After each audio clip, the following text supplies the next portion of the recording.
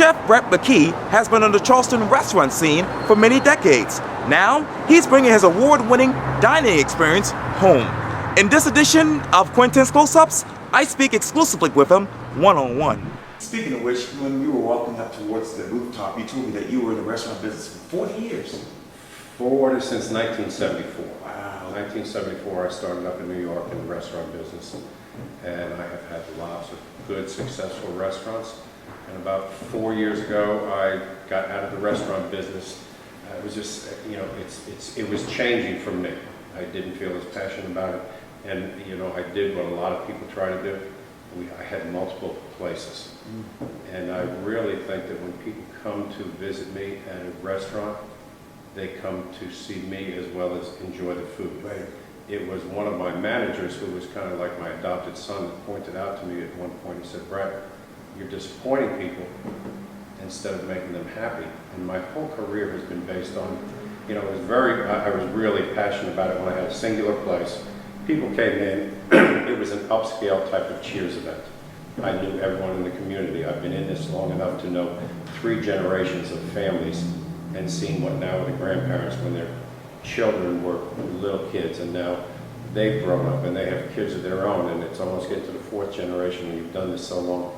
But when I had multiple places, it would be a disappointment if you came in and one year you had a great time and you developed this relationship with Brett McKee, right, and then you come in again the following year, and I come in, I brought my friends, I'm going to see Brett McKee, and Brett McKee's running around to one of multiple places. Right. So I just thought the time was right for me to bow out. It's a tremendous industry. People are doing great. Charleston is thriving.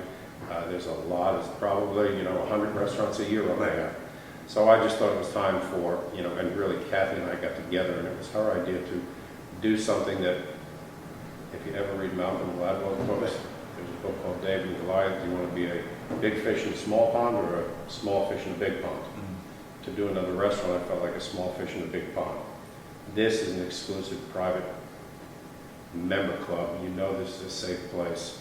I just thought it was something different, still related to food and beverage in Charleston. But again, I would say the bulk of my money with what I do right now comes from doing outside events for corporate clients around the country. Let me take you more back to the backstory, because your website says the following, quote, "Chef Brett McKee and Kathy Downey were inspired to open the McKees by their own challenge to find a place to dine that truly satisfies the food, the people, and the environment as a complete and memorable dining experience." What is your definition of a challenge these days? A challenge? How do I do this delicate? The challenge, again, we have a growing industry. I'm a little bit old school, where I like when you come in and it is just about the food and the wine, and not so much about the environment of the hustle and bustle and, selling yourself or selling something every night. When we come in here, it's white tablecloth. It's about the food, it's about the wine, it's about the camaraderie. I grew up in ethnic neighborhoods in Brooklyn. And all of my good memories and all of Kathy's good memories came around a kitchen with friends and family around. So when you go out to a restaurant, you're not getting that intimate feeling. So we come in here tonight, for example. We have a cooking class going on, and it's a corporate cooking class, but they're really excited about coming in.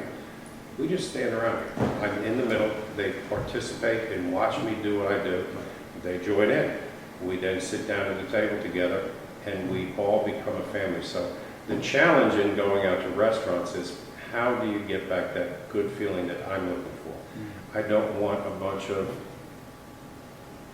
people that may indulge too much, and I don't want, I'm one of the crazy people. I don't really drink, and I don't want that type of environment. So this is, I think this is something where people really come in here for the right reasons, to be around like-minded people who can exchange stories. It really is kind of connect the dots. It's not about where your financial status is, but it does help that people are vetted out before they come in here. And you're just around people who, Kathy and I kind of selected the first 50 members, and then those members go out and suggest their friends to come in here. And we're, everyone's in the same mission. Speaking of stories and Kathy, let me talk to you about Women in Wine. You said this on Facebook, quote, "Come join me tomorrow and start a new beginning. Kathy Downey and I have our Women in Wine team up. Come see what all the buzz is about. Do you enjoy wine? Do you enjoy easy casual socializing? Do you know the people that like tasting new wines? Do you like women? Do you like that Kathy and I are smart? And do you like money? Come have a sip at the McKee's and talk to me." So why Women in Wine? Why now? Women in Wine was Kathy's idea. She's always good at branding. Here's what I learned. I've had about 20 major surgeries. And this is a new business that Kathy and I are in. And the one thing I learned about when I was down with one of my surgeries is that one day my body could give out, and my plan A, which was everything I had into just being a chef. I always like to talk to young people right now, get disability insurance, because what if your plan A goes away? Right. So that's why we started this Insanely Good company, because this produces another revenue stream, which is residual income. And then we do the private chef and the McKee. So we have 4 different businesses. Kathy also has a business on her own where she looks at other people. She creates a brand for them. She builds their website, their online store. So with the wine, this is a new business that just came into Charleston. And again, it's a network marketing business. But it's about, it really associates with what we do. We're in the food and the wine business together. So here we get together. I always, Kathy comes up with this line saying that, people drink wine and they drink it to medicate or celebrate. So there's something to hopefully not medicate about it, but to celebrate on a regular basis. And here again, it's just creating that social environment. We'll do the events here and we'll bring friends here and we'll talk to them about this business. It's a wine company that diversifies your portfolio of wine knowledge. I find that a lot of people will go to the store and they'll say that, hey, I'm going to go to Total Wines and I'm going to build my wine cellar at home and I'm going to select different wines and I'll have a wine cellar. But they don't. Life is so busy. We all have kids. We all have a crazy life and it seems to get busier and busier every year. And they go to the grocery store and they pick up that one bottle of wine and that's all they ever know. So this is a business that we're involved in that brings families together, brings friends together. You talk about now diversifying. Maybe you just are used to a Napa Cabernet and you get this wine that comes to your home if you belong to the club and you join it with us. And maybe you're introduced to a Spanish wine or an Italian wine or a French wine or something from Washington State or Oregon. So all of a sudden you're opened up to new suggestions and really it's a fun group. And if you look at the pictures, you'll see it's only a couple of weeks that we've been involved. The first meeting we had 7 people here. And then we had a group of 12 people. Then we had a group of 20 people. Last night we had a group of about 40 people, and it continues to grow. I also like to, it's an opportunity for me and Kathy and the other people involved to see someone who might be a school teacher or someone that has a job that is 9 to 5. Maybe it's a single mother that's having a hard time paying her bills. Maybe it's a wine connoisseur who wants to up this. But it's something that is a business for us, is fun for us, is educational for us, and is opportunity for other people. So this is what Kathy and I are into now. If we can create something in here that will create an opportunity for someone else to have a residual income that they might not have thought about before. Let's go to Sunday brunch. You said this too on Facebook. Everyone's always asking for another rooftop Sunday brunch on the second Sunday downtown Charleston. So here you go. Seating is limited, so don't wait too long. Question, where in your mind it says, hey, your location is the best location for Sunday brunch? Because I'm here. I mean, that's a no-brainer. Right. If I'm cooking it, it's the best location for Sunday brunch. And again, this might not be open to the public all the time. We have members here, and I think we're all involved with technology now. And we'll send out event pages, and we'll email people, and we'll do constant contact. So I just thought that, okay, last week, or maybe 10 days ago, I said, I'm going to personally call up all of the members. So what do you want? Do you want a brunch? Do you want a seated dinner? Do you want to use the place by yourself and have intimate gatherings? Do you want to play ping pong? What do you want to do here? So everyone suggested, Brett, we really like the Sunday brunch you do here. When I had Brett Charleston, when I did it for a little while ago, Everybody always said, Brett, your brunch is the best in town, and we've never had anything since then. So again, it's an easy answer. Number one, because I'm cooking it. Number two, because you looked at the rooftop, that's not a bad place to have brunch right there, is it? Right. And again, it's limited to a certain amount of people. I'm only doing 40 people per Right. seating. So if you get in on time, you got it. If you don't, you miss out. But where does your mind go when you think of Sunday brunch in totality here in downtown Charleston? Because it's kind of limited. It is limited. So when you have an opportunity to come into a place like this, that time of year is perfect, and you sit up on the rooftop and you have a brunch. There's no time frame. I'm not trying to turn tables. Right. So you come in here, and as a member, you enjoy a brunch. I'm going to customize everything for you right down here.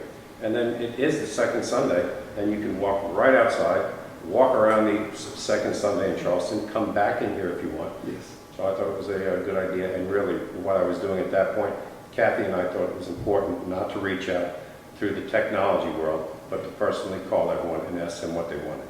So in my quote, I was listening to the people who support me here. So it's a good idea, it's because of what they wanted. That's what they told me, so that's why I think it's the best idea.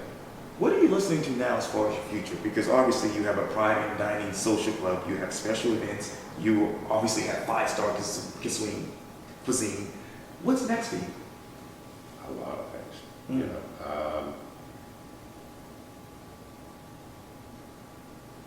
I am involved with certain projects that I really can't talk about right now. There could be documentaries, there could be TV shows. I have people for years that have asked me to do books, whether they be a book about the life and how I've got to where I am in that life story, from Brooklyn to Long Island to St. Bart's to Charleston, and all of the evolution and how I've learned to cook. Growing up in ethnic neighborhoods in Brooklyn and learning from people's grandmothers. Again, that's what I think is different with me and with some of the young chefs today. Maybe some of these young people started cooking when they saw the Food Network and they wanted to be a superstar, and they went to culinary school and learned a lot. I was fortunate to grow up in ethnic neighborhoods in Brooklyn where everybody's grandmother lived in the basement, and on Sunday you'd go over for a Sunday supper and you'd watch everyone cook. Really, and you know, one thing I learned about being a child up in New York is grandmothers cook with love. And that's kind of where I learned, and everyone had chores. The day of, you know, not having a family supper together, so we had chores every day. You were part of the process of making dinner. You were part of the process of setting the table. You were definitely part of the process of cleaning the pots and pans. And in my house, my mother would come by, and if the hot water wasn't hot enough, she would come by on that pot and, nope, do them again. So it was a process.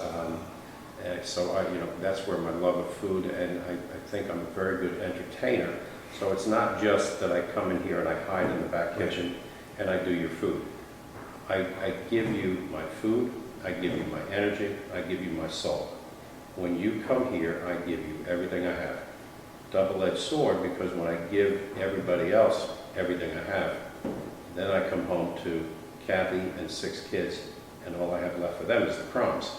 So I'm trying to find balance in my life on, and it was interesting, my youngest daughter turned 16 the other day, and I made the mistake of booking myself for an event.